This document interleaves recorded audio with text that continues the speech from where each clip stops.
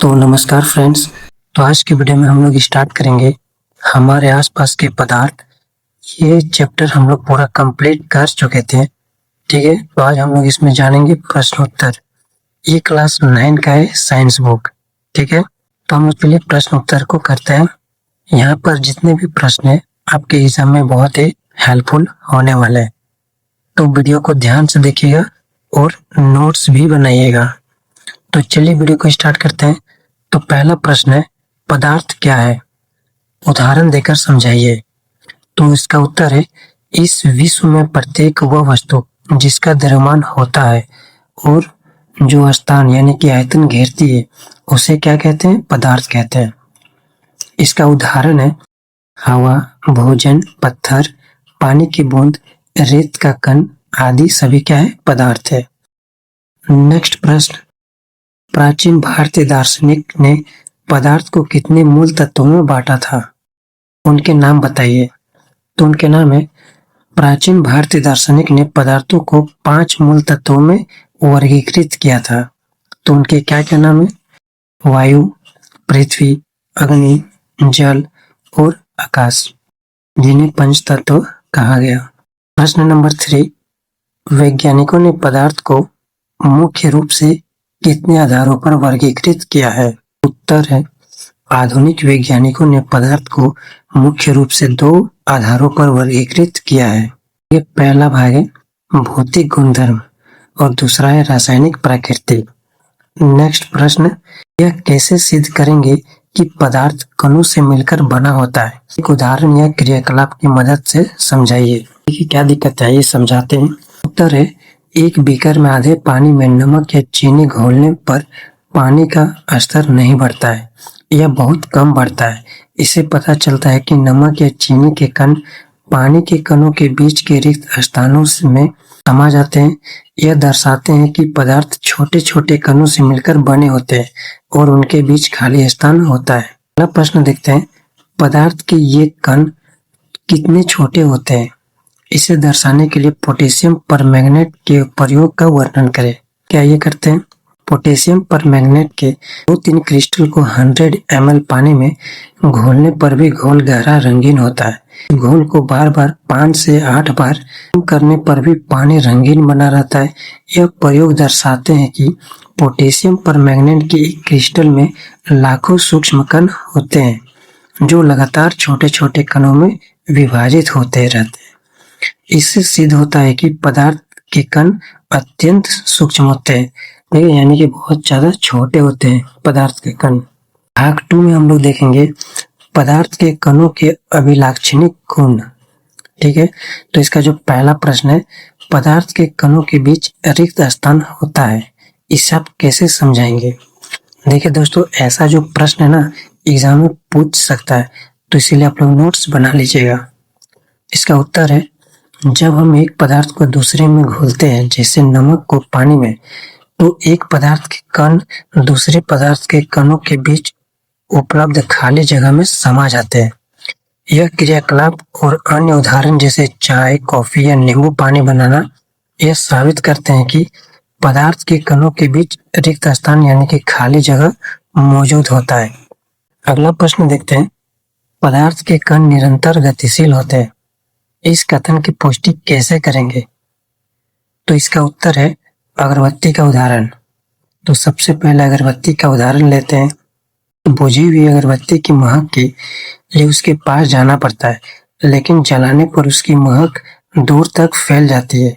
यह दर्शाता है कि अगरबत्ती के कण यानी कि धुआं हवा में फैलकर गतिशील होते हैं। ठीक है, दूसरा पॉइंट है कॉपर सल्फेट पोटेशियम परमैंगनेट का उदाहरण। गर्म पानी में कॉपर सल्फेट या पोटेशियम परमैंगनेट का क्रिस्टल ठंडे पानी की तुलना में तेजी से घुलता है। यह दर्शाता है कि तापमान बढ़ने पर कणों की गतिज ऊर्जा बढ़ती है और तेजी से गतिशील होते हैं। अब हम लोग अगला प्रश्न देखते हैं, विसरण क्या है? उदाहरण सहित समझाइए। उत्तर है, 2 अलग अलग पदार्थों के कणों का एक दूसरे में अपने आप मिल जाना विसरण कहलाता है। यह कणों के बीच के रिक्त स्थानों में उनके समा जाने के कारण होता है। इसका उदाहरण है अगरबत्ती के धुएं का हवा में फैलना या स्याही का पानी में फैलना, ये सब क्या उदाहरण है। ऐसा प्रश्न जो है एग्जाम में आ चुका है। ठीक है, अगला प्रश्न देखते हैं। पदार्थ के कण एक दूसरे को आकर्षित करते हैं, इसे समझाने के लिए कोई एक क्रियाकलाप बताइए। ठीक है, ये बताते हैं। इसका उत्तर है, एक थाली में पानी लेकर उसे उंगली से काटने की कोशिश करने पर पानी की सतह नहीं कटती है। यह दर्शाता है कि पानी के कणों के बीच आकर्षण बल होता है जो उन्हें एक साथ रखता है। ठीक है दोस्तों, भाग 3 में हम लोग देखेंगे पदार्थ की अवस्थाएं। तो पदार्थ की मुख्य 3 अवस्थाएं होती है। पदार्थ की मुख्य 3 अवस्थाएं कौन कौन सी है, उनके नाम बताइए। तो पदार्थ की जो 3 मुख्य अवस्थाएं हैं वो इस प्रकार है, ठोस अवस्था, द्रव अवस्था और गैस अवस्था। दूसरा प्रश्न देखते हैं, ठोस अवस्था की प्रमुख विशेषताएं क्या है, 2 उदाहरण दे। तो ठोस अवस्था की प्रमुख विशेषताएं यहाँ पे निम्नलिखित दिया गया है। इनका एक निश्चित आकार होता है, इनकी स्पष्ट सीमाएं होती है, इनका स्थिर आयतन होता है, ये लगभग असंपीड्य यानी कि नग्न संपीड्य होते हैं और दृढ़ होते हैं। इसका उदाहरण क्या क्या है, लकड़ी की मेज या पत्थर। अब हम लोग अगला प्रश्न देखते हैं।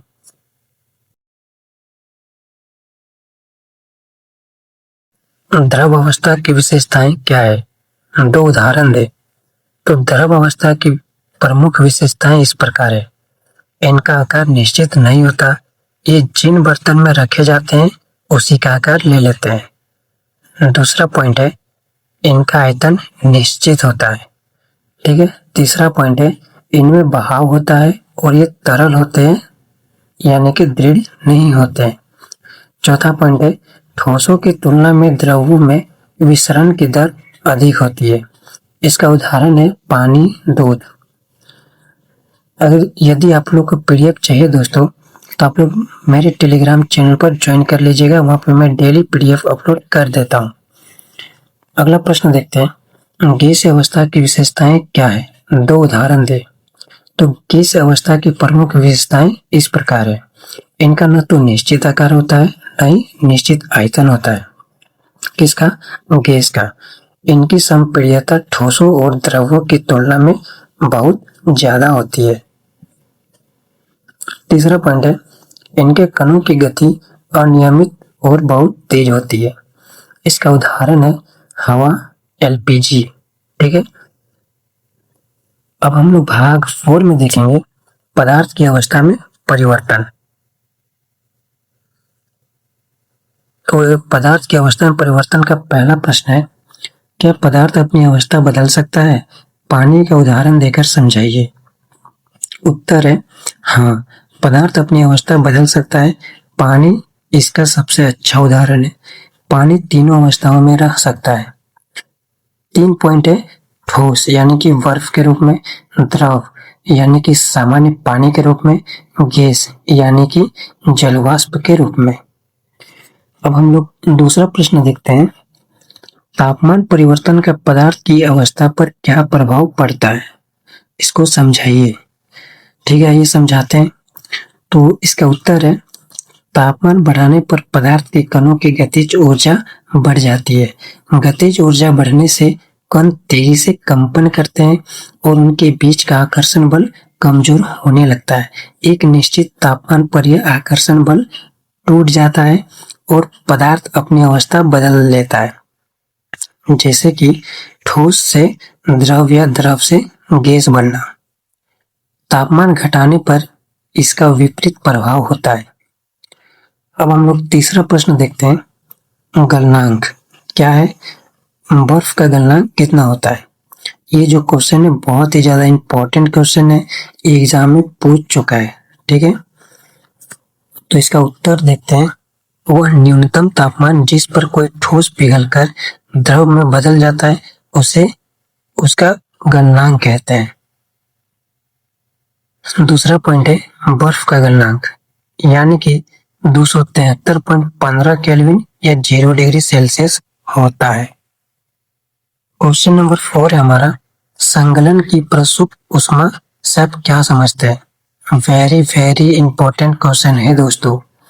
इसका उत्तर है वायुमंडलीय दाब पर 1 केजी ठोस को उसके गलनांक पर द्रव में बदलने के लिए जितनी ऊष्मा ऊर्जा की आवश्यकता होती है उसे संगलन की प्रसुप्त ऊष्मा कहते हैं।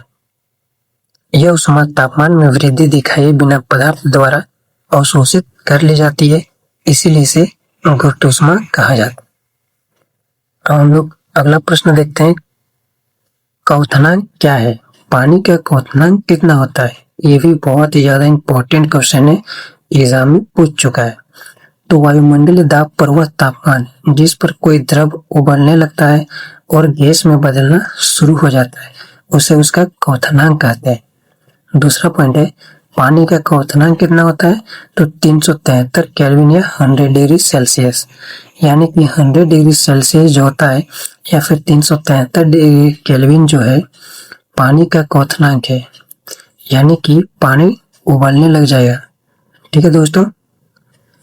अगला प्रश्न है, वाष्पीकरण की गुप्त ऊष्मा क्या है? इसका उत्तर है तापमान पर भाप यानी कि जलवाष्प के कणों में उसी तापमान पर पानी के कणों की तुलना में ज्यादा ऊर्जा होती है, क्योंकि भाप के कणों ने वाष्पीकरण की गुप्त ऊष्मा के रूप में अतिरिक्त ऊर्जा अवशोषित की जाती है। यह वह ऊष्मा है जो द्रव को उसके क्वथनांक पर गैस में बदलने के लिए आवश्यक होती है। अब हम लोग अगला प्रश्न देखते हैं, ऊर्ध्वपातन और निक्षेपण क्या है? उदाहरण सहित समझाइए। ठीक है, ये समझाते हैं। तो ऊर्ध्वपातन देखते हैं सबसे पहले। तो वह प्रक्रिया जिसमें कोई ठोस पदार्थ द्रव अवस्था में बदले बिना सीधे गैसीय अवस्था में बदल जाता है उसे क्या कहते हैं? ऊर्ध्वपातन कहते हैं। अब हम लोग दूसरा पॉइंट देखते हैं, निक्षेपण। तो वह प्रक्रिया जिसमें कोई गैस पदार्थ सीधे ठोस अवस्था में बदल जाता है बिना द्रव अवस्था में आए तो उसे क्या कहते हैं? निक्षेपण कहते हैं। इसका एक उदाहरण भी है, कपूर और अमोनियम क्लोराइड ऊर्ध्वपातन और निक्षेपण दर्शाते हैं। ठीक है, तो कपूर जो है ऊर्ध्वपातन को दर्शाता है और अमोनियम क्लोराइड जो है निक्षेपण को दर्शाता है। ठीक है, ये तभी समझ में आएगा जब आप लोग चैप्टर को पढ़िएगा। अगला प्रश्न देखते हैं, दाब परिवर्तन का पदार्थ की अवस्था पर क्या प्रभाव पड़ता है? ठोस कार्बन डाइऑक्साइड यानी कि शुष्क बर्फ का उदाहरण देकर समझाइए। तो इसका उत्तर देखते हैं, दाब बढ़ने और तापमान घटने से गैस को द्रव में बदला जा सकता है। दाब बढ़ाने पर पदार्थ के कण एक दूसरे के करीब आ जाते हैं जिससे उनके बीच की दूरी कम हो जाती है और वे एक सघन अवस्था में बदल सकते हैं। अब लोग भाग 5 में पढ़ेंगे वाष्पीकरण। ठीक है, तो वाष्पीकरण क्या है? यह क्वथनांक से कैसे अलग है? तो इसका उत्तर है, वाष्पीकरण वह प्रक्रिया है जिसमें क्वथनांक से कम तापमान पर कोई द्रव वाष्प अवस्था में बदल जाता है। ठीक है, अंतर आइए बताते हैं। तो इसमें क्या अंतर है वो भी देख लेते हैं। तो वाष्पीकरण किसी भी तापमान पर होता है, क्वथनांक से नीचे एक सतही प्रक्रिया है। वाष्पीकरण जो है इसका क्या है? एक सतही प्रक्रिया है। ठीक है, और क्वथनांक जो है एक निश्चित तापमान पर होता है, एक स्थूल प्रक्रिया है जहां पूरे द्रव के कण गैस में बदलते हैं। इसका उदाहरण भी देखते हैं तब समझ में आएगा। पानी को खुला छोड़ देने पर उसका धीरे धीरे वाष्प में बदलना और गीले कपड़ों को सूखना वाष्पीकरण के उदाहरण है। ठीक है दोस्तों। दूसरा प्रश्न है, वाष्पीकरण को प्रभावित करने वाले किन्हीं 4 कारकों के नाम बताइए। तो उत्तर है, वाष्पीकरण को प्रभावित करने वाले कारक निम्नलिखित है। तो यहाँ 4 कारक है, चारों को देखते हैं। तो सबसे पहला कारक है सतह क्षेत्र में वृद्धि। तो सतह क्षेत्र बढ़ने पर वाष्पीकरण की दर बढ़ती है, जिसे कपड़े फैलाकर सुखाना। दूसरा है तापमान में वृद्धि। तो तापमान बढ़ने पर वाष्पीकरण की दर बढ़ती है। ठीक है। तीसरा पॉइंट है आर्द्रता में कमी। तो हवा में आर्द्रता यानी कि जल वाष्प की मात्रा कम होने पर वाष्पीकरण की दर बढ़ जाती है। चौथा पॉइंट है वायु की गति में वृद्धि। तो तेज हवा होने पर वाष्पीकरण की दर बढ़ती है, जिससे पंखे के नीचे कपड़े जल्दी सूख जाता है। अब हम लोग इसका तीसरा क्वेश्चन को देखते हैं। ठीक है, वाष्पीकरण का तीसरा क्वेश्चन। तो वाष्पीकरण के कारण शीतलता कैसे होती है? अपनी हथेली पर एसीटोन डालने का उदाहरण देकर समझाइए। तो आइए इसका उदाहरण देखते हैं और उत्तर। तो सबसे पहला उत्तर है वाष्पीकरण के दौरान द्रव के कण अपने वाष्पीकरण की गुप्त ऊष्मा को पूरा करने के लिए अपने आसपास यानी सतह से ऊर्जा अवशोषित करते हैं। इस ऊर्जा के अवशोष के कारण आसपास का तापमान कम हो जाता है, जिससे शीतलता महसूस होती है।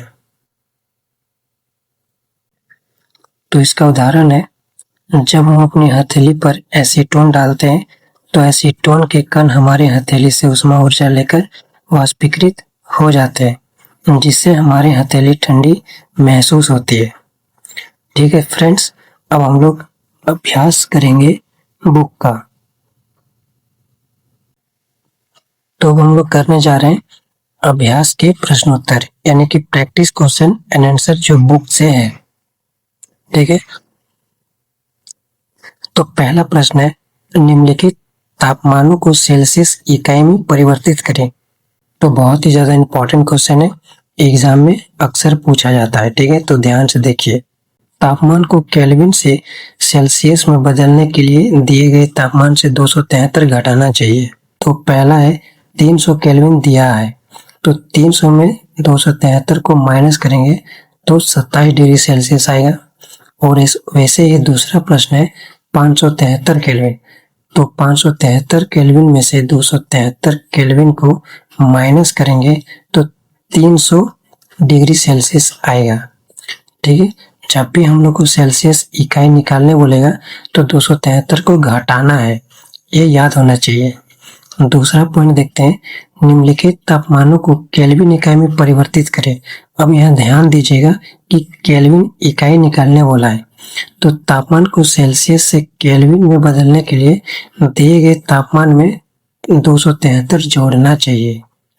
ठीक है, तो यहाँ पे दिया है 25 डिग्री सेल्सियस, इसको केल्विन में निकालना है तो 25 प्लस 273 को जब जोड़ेंगे तो 298 केल्विन आएगा। वैसे ही दूसरा प्रश्न है 373 डिग्री सेल्सियस, तो 373 डिग्री सेल्सियस को केल्विन में निकालने के लिए 373 प्लस 273 को जब आप प्लस करेंगे तो 646 केल्विन आएगा। आगे समझ में। प्रश्न नंबर 3 देखते हैं निम्नलिखित अवलोकनों हेतु कारण लिखे। तो यहाँ पे 2 प्रश्न है, देखते हैं आराम से धीरे धीरे। तो नेफ्थलीन को रखा रहने देने पर यह समय के साथ कुछ भी ठोस पदार्थ छोड़े बिना अदृश्य हो जाती है। ऐसा इसलिए होता है क्योंकि नेफ्थलीन एक ऐसा पदार्थ है जो ऊर्ध्वपातन की प्रक्रिया दर्शाता है। तो ऊर्ध्वपातन वह प्रक्रिया है जिसमें कोई ठोस पदार्थ द्रव अवस्था में बदले बिना सीधे गैस में बदल जाता है। दूसरा पॉइंट है इसी कारण जब नेफ्थलीन को खुला रखा जाता है तो वह धीरे धीरे सीधे गैस अवस्था में बदलकर अदृश्य हो जाती है। अब हम लोग दूसरा प्रश्न को देखते हैं गैस पदार्थ सीधे ठोस अवस्था में आ जाता है। तो इसका उत्तर है निक्षेपण। ठीक है, तो यह प्रक्रिया क्या कहलाता है? निक्षेपण कहलाती है। तो निक्षेपण वह प्रक्रिया है जिसमें गैस पदार्थ द्रव अवस्था में बदले बिना सीधे ठोस अवस्था में बदल जाता है। यह आमतौर पर तापमान और दाब में परिवर्तन के कारण होता है।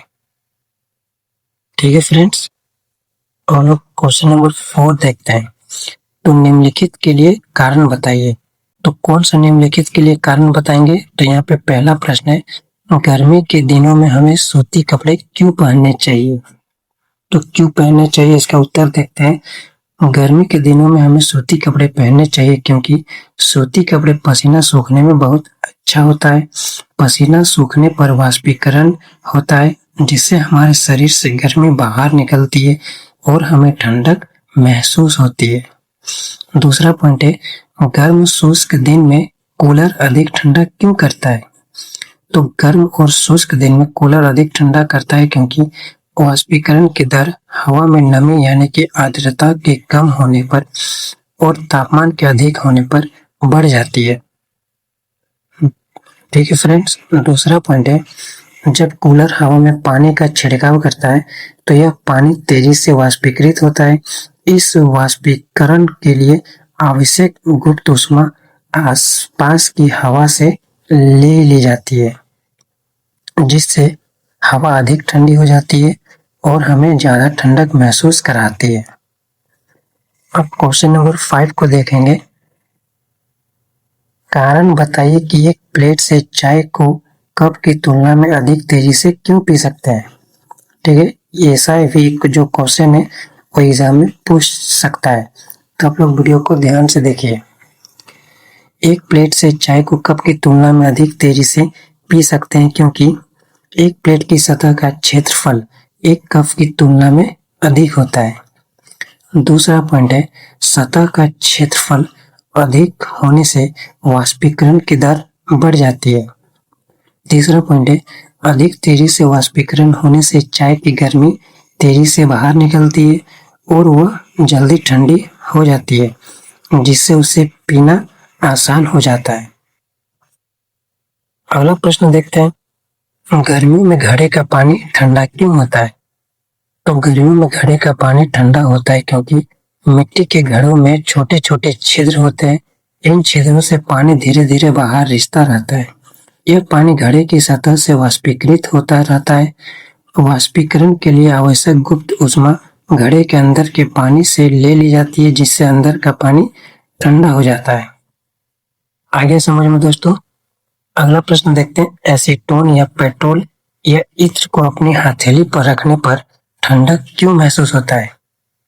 ठीक है, आप लोग भी कभी रख के देखे होंगे तो ठंडक महसूस हुआ होगा। तो इसका उत्तर है, एसीटोन, पेट्रोल या इत्र को अपनी हथेली पर रखने पर ठंडक महसूस होती है क्योंकि यह तीनों पदार्थ बहुत वाष्पशील होते हैं, यानी ये कम तापमान पर भी तेजी से वाष्पीकृत हो जाते हैं। जब इन्हें हथेली पर रखा जाता है तो ये हमारी हथेली से वाष्पीकरण के लिए गुप्त ऊष्मा खींच लेते हैं। इस ऊष्मा के निकलने से हमारी हथेली पर मौजूद त्वचा की सतह ठंडी हो जाती है और हमें ठंडक महसूस होती है। ठीक है फ्रेंड्स, अगला प्रश्न देखते हैं, शुष्क बर्फ किसे कहते हैं और इसका उपयोग कहाँ किया जाता है? तो इसका उत्तर है, शुष्क बर्फ ठोस कार्बन डाइऑक्साइड यानी कि CO2 को कहते हैं। यह बिना पिघले सीधे गैस में बदल जाती है, यानी कि ऊर्ध्वपातित होती है। इसलिए इसे शुष्क बर्फ कहा जाता है क्योंकि यह कोई तरल पदार्थ नहीं छोड़ती है। तो इसका उपयोग कहाँ कहाँ कर सकते हैं, आइए देखते हैं। तो मुख्य रूप से शीतलन के लिए किया जाता है, जैसे कि खाद्य पदार्थों और दवाओं को ठंडा रखने के लिए। दूसरा पॉइंट है, थिएटर और संगीत कार्यक्रमों में धुएं के प्रभाव पैदा करने के लिए किया भी जाता है। तीसरा पॉइंट है, वैज्ञानिक प्रयोगों में, प्रयोगशालाओं में ये जो है किया जाता है। अगला प्रश्न देखते हैं, क्वथनांक से क्या अभिप्राय है? तो इसका उत्तर है, क्वथनांक वह निश्चित तापमान है जिस पर कोई द्रव उबलना शुरू करता है और वाष्प में परिवर्तित होता है। यह वह तापमान है जिस पर द्रव या वाष्प दाब आसपास से वायुमंडलीय दाब के बराबर हो जाता है। उदाहरण के लिए शुद्ध पानी का क्वथनांक सामान्य वायुमंडलीय दाब पर 100 डिग्री सेल्सियस या 373 केल्विन होता है। तो ऐसे ही वीडियो को देखने के लिए आप चैनल को सब्सक्राइब कर लीजिएगा। मैं पूरा चैप्टर को पढ़ाऊंगा, इसके बाद साइंस और इसके बाद मैं मैथ को जल्दी से स्टार्ट करने वाला हूँ। बस थोड़ा सा सपोर्ट कीजिए। मिलते हैं नेक्स्ट वीडियो में, तब तक के लिए धन्यवाद।